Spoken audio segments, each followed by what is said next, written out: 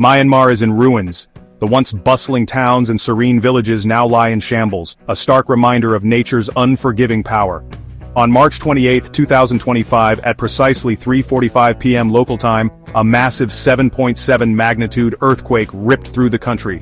The ground shook violently, buildings crumbled, and lives were forever changed in an instant. It left a trail of devastation in its wake, with entire neighborhoods reduced to nothing but piles of debris.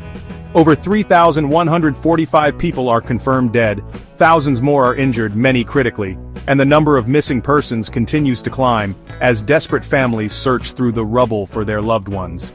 Entire villages have been flattened, leaving nothing but a barren landscape where homes once stood. Homes are reduced to rubble, and the sense of loss is palpable. The earthquake has exacerbated the suffering in a nation already grappling with political turmoil.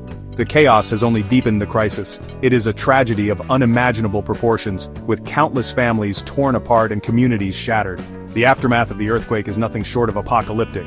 Smoke rises from the ruins and the air is thick with despair. Rescue workers are desperately searching for survivors, digging through the rubble with their bare hands. They are racing against time, the clock is ticking, and every second counts in this frantic search. The injured need urgent medical attention, makeshift medical tents are overflowing, and the chaos is overwhelming. Food, water, and shelter are in critically short supply. The situation is dire, with long lines forming for basic necessities, and it's about to get a whole lot worse. Ominous clouds gather on the horizon, threatening to bring more misery to an already devastated region. As if the earthquake wasn't bad enough, the Myanmar junta decided to make things even worse by imposing a blockade on humanitarian aid. They are actively obstructing aid deliveries to areas opposed to their rule, leaving countless people without the help they desperately need. Let me repeat that. They are playing politics with people's lives, turning a natural disaster into a human-made catastrophe. The United Nations has received reports of over 53 attacks on aid workers. This is outrageous. It is unconscionable. Aid workers, who risk their lives to help others, are being targeted. The junta's actions are a blatant violation of international law, and they must be held accountable for these crimes. They are denying humanitarian aid to those who need it most, exacerbating the suffering of already vulnerable populations. This is a crime against humanity, and it cannot be ignored. The international community cannot stand idly by while this happens. We must take action. We must demand that the junta grant unfettered access to aid organizations, ensuring that help reaches those in dire need. The lives of countless innocent people are at stake, and we cannot afford to look away. In the face of this tragedy, the international community has stepped up. Neighboring countries and global organizations have sent aid, rescue teams, and medical supplies. The United States, after an initial paltry offering, has pledged millions in aid. It's a start, but it's not enough.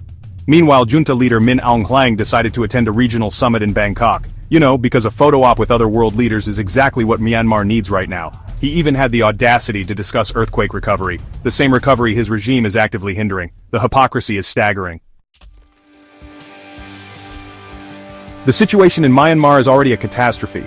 The recent earthquake has left a trail of destruction, with homes reduced to rubble and entire communities shattered. And it's about to be compounded by a perfect storm of looming threats. The skies are darkening, signaling the arrival of more trouble. The monsoon season is fast approaching, bringing with it relentless downpours. This means heavy rain and the risk of widespread flooding. Rivers are likely to overflow, and low-lying areas could be submerged. The earthquake has displaced countless people, forcing them to seek refuge in overcrowded camps. They are living in makeshift shelters, vulnerable to the elements. These flimsy structures offer little protection against the harsh weather. This is a recipe for disaster. The combination of overcrowding and inadequate shelter is a ticking time bomb. Disease outbreaks are a very real possibility. With so many people in close quarters, illnesses can spread rapidly.